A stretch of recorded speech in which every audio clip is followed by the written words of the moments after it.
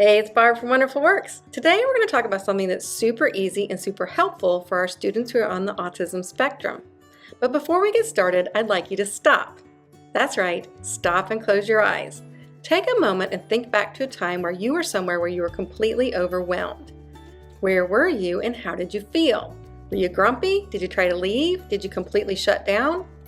Wherever you were, you probably weren't at your best.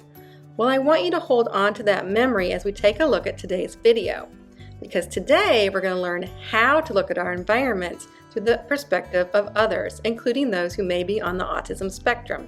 And then we're going to learn how visual boundaries can make things so much better. So what are you waiting for? Let's get started. Hey, I found her, but she looks upset. There's a lot going on in here. I wonder if she's feeling overwhelmed. What do you think we can do to make this better?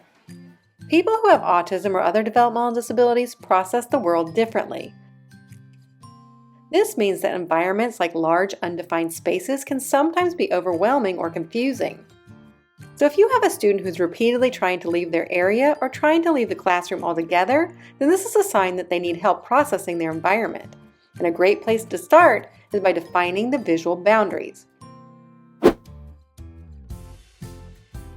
Today, we're going to learn 3 easy techniques to do just that. Number 1, tape, stickers, and furniture. If you want to help a child who has autism understand where you want them to stay, then define it on the floor. You can use painter's tape to actually mark the area where you want the child to go, or you can use other things like stickers or decals, such as these smiley faces, to show where you want the child to sit or stand. You can even arrange the furniture to create natural spaces.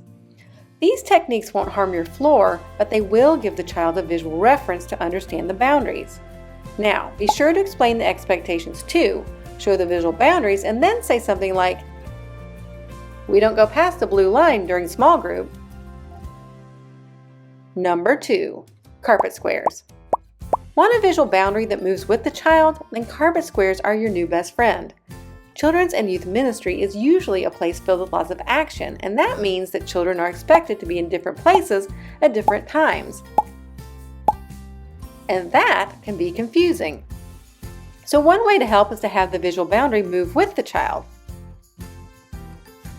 Start by letting the child choose which carpet square they want to have, then let them know that the square will show them where they're supposed to be.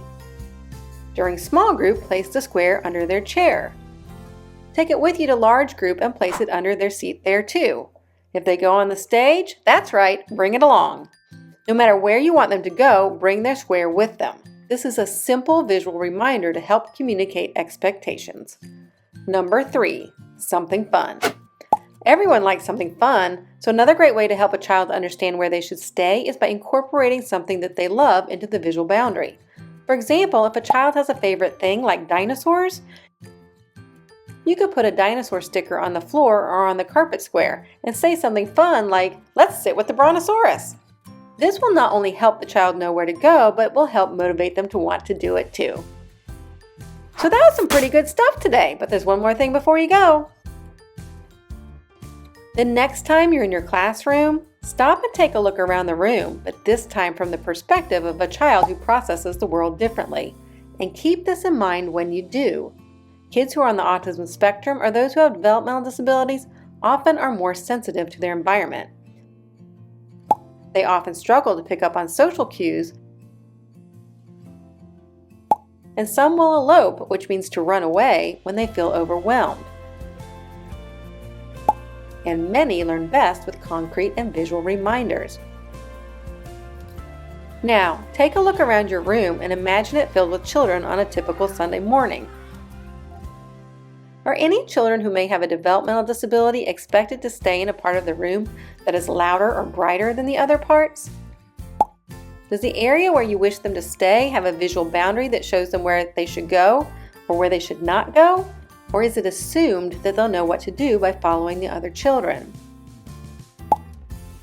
Are they asked to stay near any exits that could be tempting to run away through? And what visual reminders can you put in place that will help teach boundaries and expectations?